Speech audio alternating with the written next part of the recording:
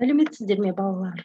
Әдебиеттік оқу пәнінен мамандықтар әлемі бойынша екінші жиынтық бағалауды орындаймыз. Балалар, сөйлеу әрекетінің түрлері оқылым, жазылым. Ал оқу мақсатымыз болса, шығарманы іште көз жүгіртіп, шолып, түртіп алып, сұрақтар қоя отырып, қажетті ақпаратты тауып, белгі қойып оқу, талдап, жасап оқу, сын тұрғысынан бағалап оқу. Мұғалімнің көмегімен шығарманың композициялық құрылымын, сюжеттің басталуын, дамуы, шиеленісуі, шарықтау шегі шешімін анықтау, оқылған шығармадағы оқиға жүйесін анықтап, оны бөліктерге бөлу, әр бөлікке ат қойып, жоспар құру. Балалар, оқу мақсаты түсінікті болса, тапсырманы бастаймыз. Бірінші тапсырма. Балалар, мәтінді түсініп оқып, тапсырмаларды орындайтын боламыз. Мен барлықтарыңызға қазір жалпылама оқып беретін боламын. Оқып болғаннан кейін тапсырманы орындаймыз. Апайының жаңа сабақты ықыластана түсіндіргенін Жарасбек көңіл қойып тыңдап отыр. Кенет Гүлдана мен Мәрзия бір-бірімен сыбырласып сөйлесе бастады. Апай бүгін жаңа көйлек киіп келіпті. Көгілдір түс апайға жарасады екен. Сабақ үстінде сөйлескен қыздарға мұғалім ескерту жасап, тынышталыңдар, деді. Осы сәт Жарасбекке қандай көйлек кисе де апайға жарасады, деді томпиған күйі. Гүлдана мен Мәрзия сөзден тосылып қалды. Мұғалім Жарасбектің үлкендерше айтқан сөзіне бір сәт таңданды да жылы күлімсіреді. Осы бір жайттен соң сынып ішінде сабаққа деген ынта жалғаса түсті. Жарасбек те, Гүлдана мен Мәрзия да апайдың әр сөзін зая жібергісі келмегенде құлақтарын түре қалыпты. Апайдың жағымды үні, ұқыпты киінгені сынып ішінде жарасымдылық шуағын себелеп тұр. Балалар, мәтін түсінікті болса, төменде тапсырмалар берілген. Осы тапсырмаларды орындайық. Бірінші тапсырма. Мұғалім балаларға неліктен ескерту жасады? Балалар, қалай ойлайсыңдар? Мұғалім балаларға не үшін ескерту жасады? Себебі Гүлдана мен Мәрзия бір-бірімен сыбырласып сөйлесе бастады. Яғни, не істеді? Бір-бірімен сыбырласып сөйлескені үшін ескерту жасады. Немесе Гүлдана мен Мәрзия бір-бірімен сыбырласып сөйлесе бастағаны үшін ескерту жасады. Бұл ықтимал жауаптары. Бұл жауаптарды міне берілген сызықшаға жазатын боламыз. Екінші тапсырма. Құлақтарын түре қалыпты деген тіркес қандай мағынаны білдіреді? Бізде 4 нұсқа берілген. Осы 4 нұсқадан біз өзімізге қажетті дұрыс нұсқаны белгілейтін боламыз. А. Оқушылардың сөйлескендерін. В. Оқушылардың таңданғандығын. С. Оқушылардың мұқият тыңдағанын. Д. Оқушылардың құлақтарын жапқанын. Балалар, қалай ойлайсыңдар? Құлақтарын түре қалыпты деген тіркес қандай мағынаны білдіреді? Ықтимал жауабы, яғни С. Оқушылардың мұқият тыңдағанын деген мағынаны білдіреді. Осы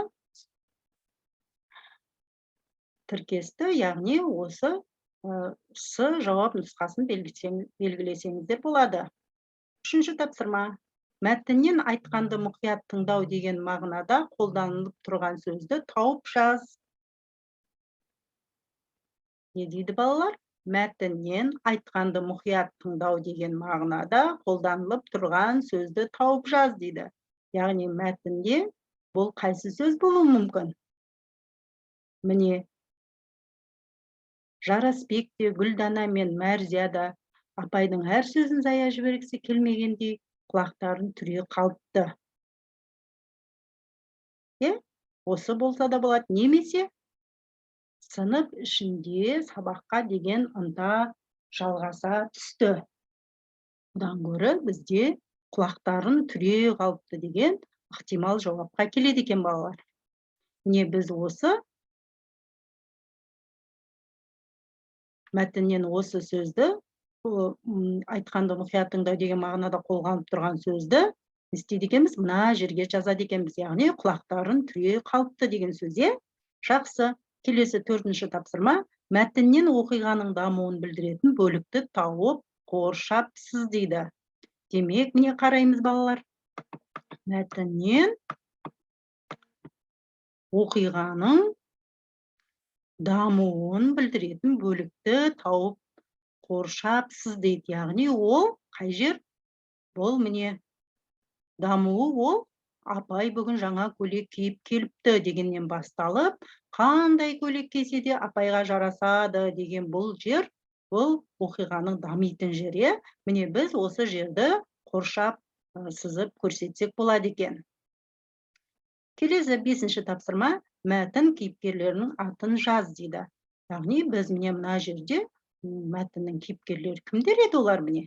Жарасбек, Гүлдана, Мәрзия, Міне біз осы кейіпкерлердің мына жерге сызықшаның үстіне атын жазып, жауабын жазатын боламыз.